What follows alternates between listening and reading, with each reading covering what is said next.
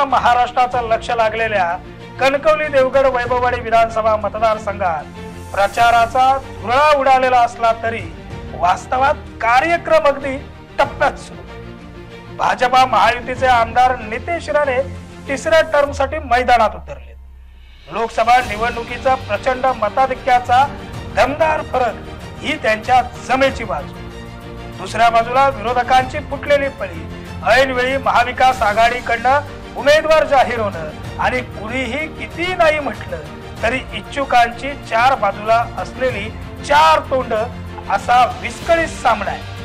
हे सगळं चित्र पाहिल्यानंतर मतदारसंघाचा ग्राउंड झिरो रिपोर्ट पाहताना जे चित्र लोकांना दिसतंय त्याचा सरळ निष्कर्ष हा तिसऱ्यांदा नितेश राणेच गुलाल उधळणार हे स्पष्टपणे दिसतं।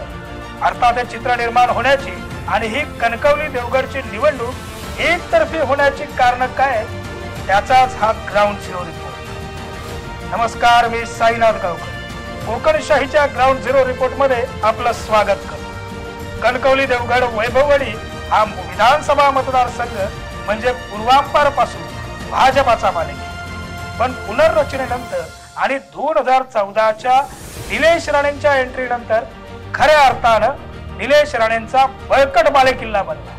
प्रभावी जनसंपर्क, कोट्यावधीचा विकास निधी आणि त्यापेक्षा तिन्ही मतदारसंघात अनेक नवनवीन संकल्पनांचा प्रत्यक्ष सहभाग असलेल्या कार्यक्रमांच्या आयोजनामुळे मागची 10 वर्ष नितेश राणे यांनी या मतदारसंघात आपली हुकमी पकड बसवली।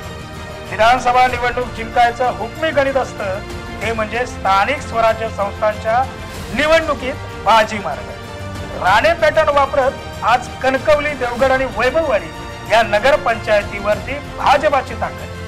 तिन्ही तालुक्यातील जवळजवळ 95% ग्रामपंचायतीवर नितेश राणेंनी आपला विजय नोंदवला। जिल्हा बँक असो किंवा खरेदी विक्री संघ, प्रत्येक ठिकाणी आज भारतीय जनता पार्टीचं वर्चस्व निर्माण करत अशा छोट्या छोट्या चौक्यांवर आज विजय निशाण रोवलं गेलंय।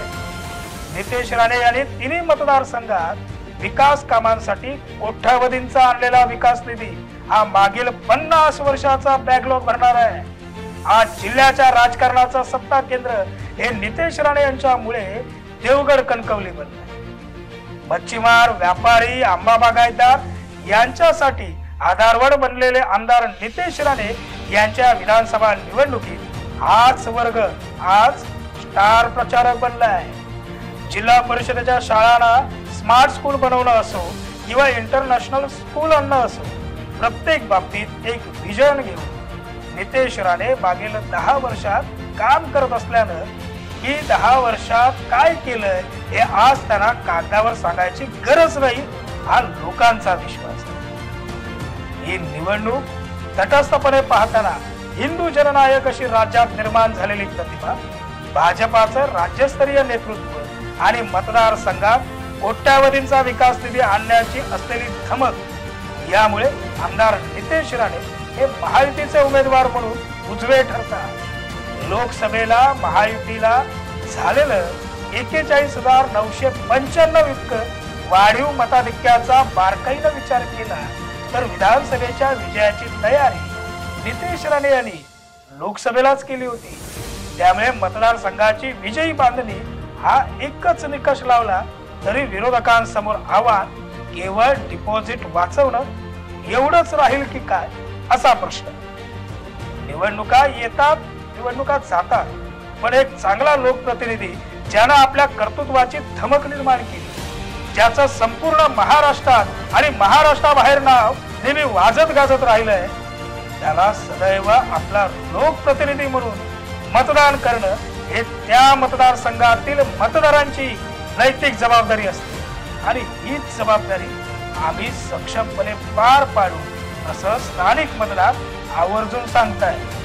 आमदार वैभव नाईकांच्या मतदारसंघानं अर्थात बाजूच्या त्या कुडाळ मालवण मतदारसंघानं 10 वर्ष मागे जाऊन पिछाडी गाठली असताना आज देवगड कणकवली वैभववाडी या विधानसभा मतदारसंघ 20 वर्ष पुढे जाऊन नियोजन करतोय। हीच लोकांची भावना कणकवली देवगड वैभववाडीचा ग्राउंड झिरो रिपोर्ट समजून घ्यायला पुरेशी। तुर्तास इथंच सोडतो। धन्यवाद। असे नवनवीन व्हिडिओ पाहण्यासाठी कोकणशाहीचं युट्यूब चॅनल सबस्क्राईब करा व बेल बटन प्रेस करा। तसेच फेसबुक पेज लाईक करा आणि इंस्टाग्राम पेज व ट्विटर पेजला फॉलो करायला विसरू नका।